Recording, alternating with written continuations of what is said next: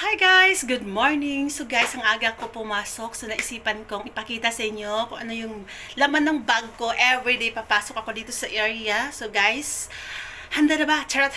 So guys, pakita ko sa inyo kung ano yung laman. Everyday, ito talaga yung dala ko. So guys, simple lang yung bag ko. Ayan, ito lang yung lagi kong dinadala.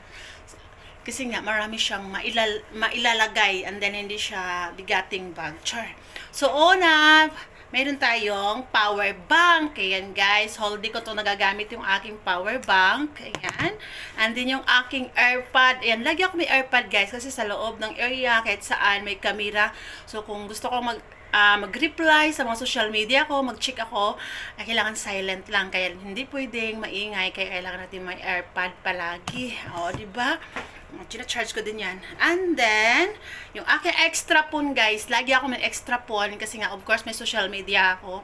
So, extra kong phone guys, dalawa to siya. Kaya lang, umuwi ako ng Pinas, iniwan ko na yung isa. So, ayan, isa na lang yung aking extra phone. Ayan. And then, guys, hindi ako nawawalan ng Bex every time na papasok ako. Kasi guys, minsan, ako kasi guys, sensitive ako masyado yung ilong ko. Pag may naamoy ako, na-atching ako, hindi inuubo. Alam yun na, yung hindi tayo healthy masyado. So, lagi ako may Bex talaga guys. And then, yung aking alcohol, ayan, kasi dito na ako kumakain sa area guys, kaya lagi ako may alcohol. So, ayan. And then, the wrist.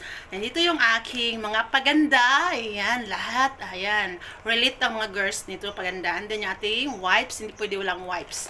And then, the last, guys, yung aking organized yung gamit ko, guys. Feeling nyo lang hindi organized. Organized yan. Char. So, yung aking, guys, isang pouch din. Pouch ba to? Plastic bag. Ayan, para di siya mabasa. Nandito yung aking, wallet, ayan, wala naman yan, puro card lang, walang laman, char.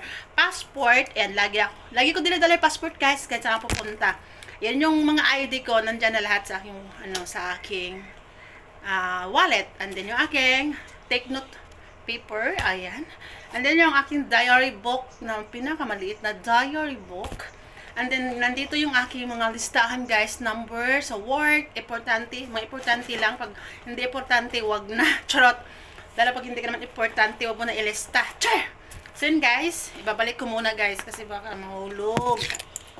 Kasi mga importante yan. So yun guys, organized lagi yung gamit ko. Ayan. And then, wala na ba? Ayan, mayroon pa pala. Of course, yung ball pin. Lagi may ball pin. And then yung ating ipit sa buhok. And kahit maiksi na yung buhok ko guys, nagpagupit na ako. Lagi pa rin ako nag-iipit kasi sometimes, sometimes may times na naiirita ako pag yung buhok ko sa mukha ko. Ayan, so iipitan natin. So, diba, ang dami ko arte. Ganun guys, ka-organize yung bag ko. Ganito yung laman ng bag ko.